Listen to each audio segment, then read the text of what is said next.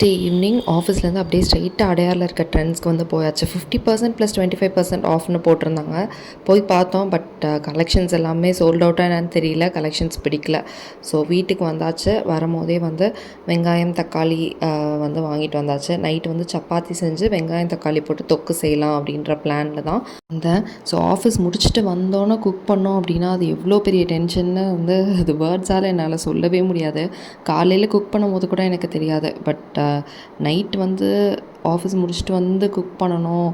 Cook பண்ணிட்டுறதை விட கஷ்டமான விஷயம் என்னென்னா அந்த பாத்திரம்லாம் கழுகணும் அப்படின்னு நினைக்கும் போது தான் ரொம்ப ரொம்ப கஷ்டமாக இருக்கும். பட் வேறு ஆப்ஷனே கிடையாது நமக்கு. நம்ம தான் பண்ணி ஆகணும். இப்போதைக்கு எனக்கு வந்து மெய்டு, குக் அந்த மாதிரிலாம் எதுவுமே நான் வைக்கல. ஸோ இப்போதைக்கு நான் தான் வந்து மேனேஜ் பண்ணிகிட்ருக்கேன். எனக்கு வந்து சமைக்கிறத விட ரொம்ப பெரிய கஷ்டமான வேலை என்ன அப்படின்னா அந்த பாத்திரம் கழுவுறது. அது ஏனே தெரியல. உங்களுக்கு எப்படி அப்படின்னு மறக்காமல் கமெண்ட் செக்ஷனில் சொல்லுங்கள். சேனலை சப்ஸ்கிரைப் பண்ணி